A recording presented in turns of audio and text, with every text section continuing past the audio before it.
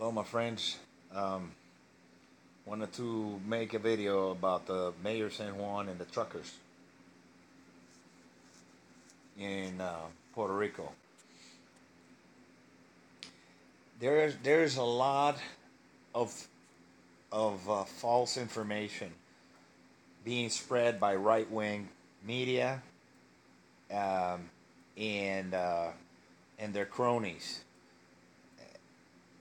I mean, it's disgusting. It really is. Let me just get the record straight. The truckers in Puerto Rico are not on strike. They were not on strike before the hurricane hit, and they were not on strike after the hurricane. They did not refuse to go and get those containers out of the port. That is not true.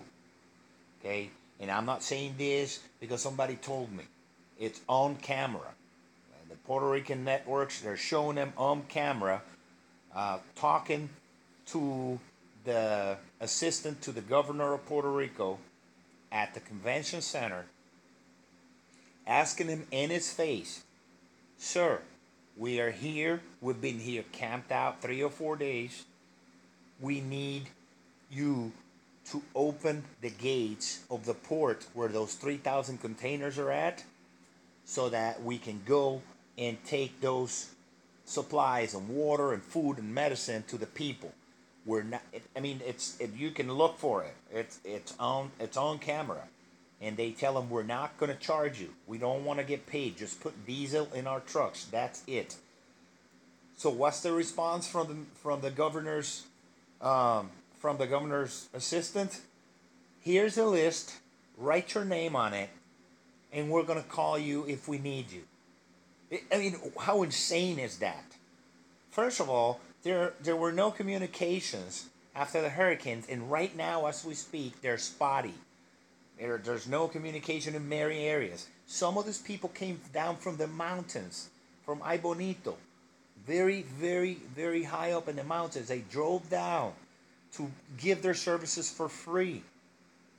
Okay, the truckers union, they went in front of this assistant, and they went on camera over and over and over saying, "We are trying to get to the port. They won't open the gates." So who's responsible for not opening the gates? FEMA. FEMA.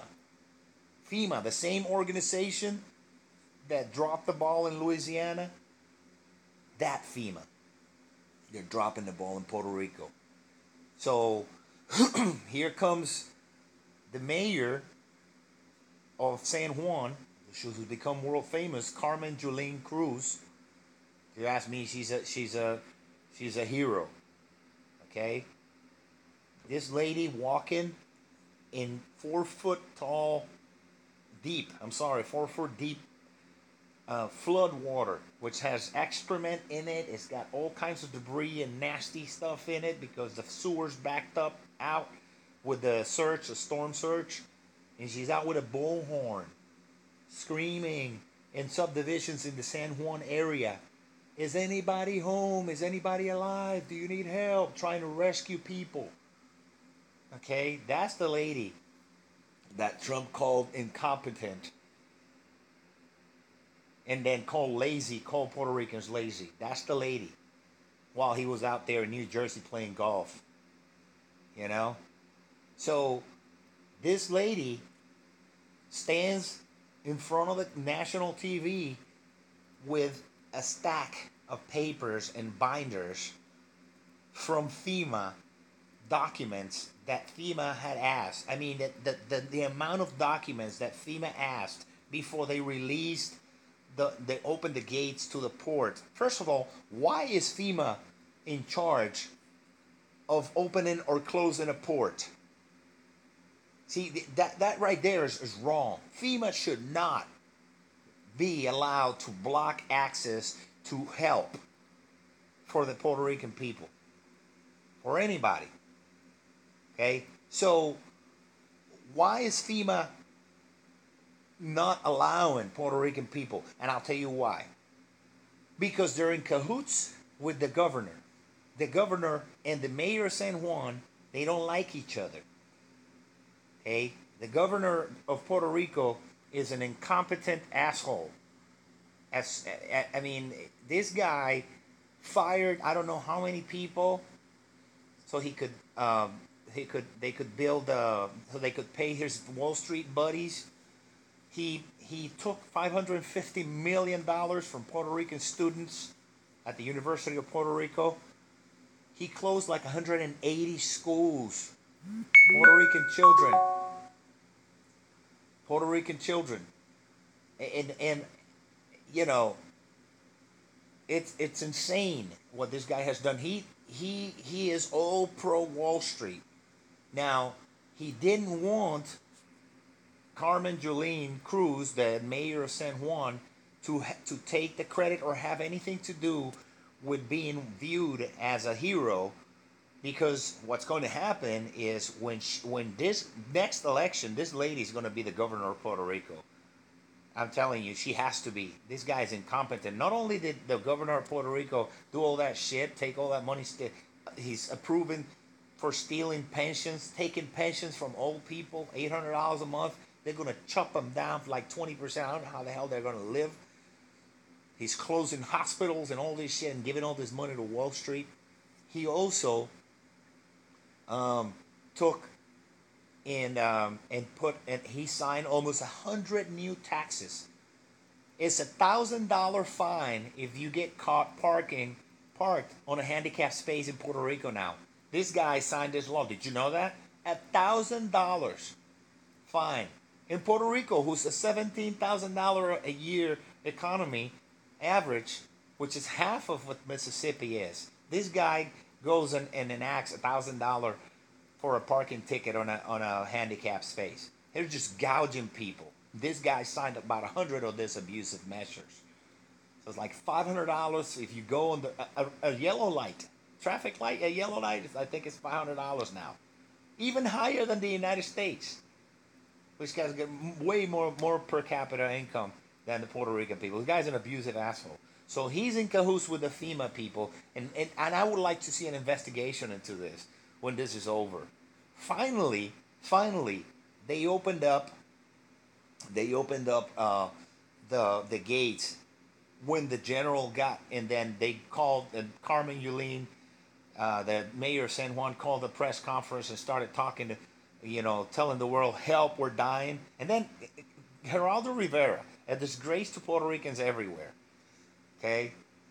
He comes down here and he goes to the, mind you, the lady, the mayor of San Juan, she's been sleeping in a shelter since before the storm hit, in a cot, right next to the people, that the evacuees. She hasn't been sleeping at her house. She's sleeping in a shelter with the people, okay? So he goes to the shelter, and Geraldo, in a mocking manner, and I mean, the question is disgusting. Well, I don't see anybody dying here. Really, motherfucker? It's in a shelter. Go to the hospitals that didn't have electricity, that didn't have power, to the places where people are drinking out of creeks. Yes, my friend's wife is out there doing laundry by hand in a creek, in a river. Go out there. I mean, how disrespectful can you be? Geraldo Rivera is a scumbag as far as I'm concerned. It's a disgrace to Hispanics everywhere. People mocking this lady, or mocking the Puerto Rican people suffering, because she's not exaggerating. So, you need to go and see. I just saw the report. There's the reporter. His name is David Giraud or something like that, some French last name. This kid has done a tremendous job. I think it's with CBS or something like that. And he started interviewing. He just did an interview on a guy that he owns about 150 semis, trucks, and he transports for Suiza Dairy, the milk company in Puerto Rico. And so he took all his trucks, and he said he stopped transporting milk so that he can use his trucks. He went to the government and he talked to them. It's like, I'm here. I have 150 trucks. I have 1,000 employees. get me those things. I'm gonna get them to the people. And they started giving him red tape and the runaround. He had to stop, and he got pissed off at all of them. It's like, you guys need to stop. Are you kidding me? We have an emergency. Enough red tape. No more technicalities. No more bullshit. Open the gates. So now they're finally opening the gates. The general that they sent seems to be a good man so far. From what I heard from him, from the people on the ground, he seems to be a good man, General Buchanan, and he said it open up, open to the world. This is the worst catastrophe I have ever seen in Puerto Rico. And then he said it, and he said we don't have enough equipment or manpower on the ground. We need more to be able to reestablish, to get this island on the ground, on the island on her feet. People, back to at least having some type of water and some type of electricity. So, for all those that are saying that the mayor of San Juan did not allow truckers, or did not want the help to get out there, that's a evil, evil lie. That the truckers were on strike and they did not want to take those containers out of the port. That is an evil, evil lie. That is not true. My people have been trying to get through the FEMA's red tape, and I think that should warrant a congressional investigation on FEMA and their practices, because this is not new. Every time there's a catastrophe where people are either black or brown, they drop the ball. I'm sorry, that's just the way it is. Look at what happened in Louisiana. Look at what happened, and it's a predominantly black city. New Orleans. Look at all the catastrophes that happened when it happened in Flint, when it was predominantly black city. Now this catastrophe in Puerto Rico, and that crap that the Atlantic had some storms in it. Look, there's a body of water called the Gulf of Mexico, and there are a gazillion ships, military ships, in the panhandle of Florida. They could have sent those right away, okay, and go through the Caribbean Sea and land at the ports, and the ports were not closed. They were diminished in capacity, but they were still operational.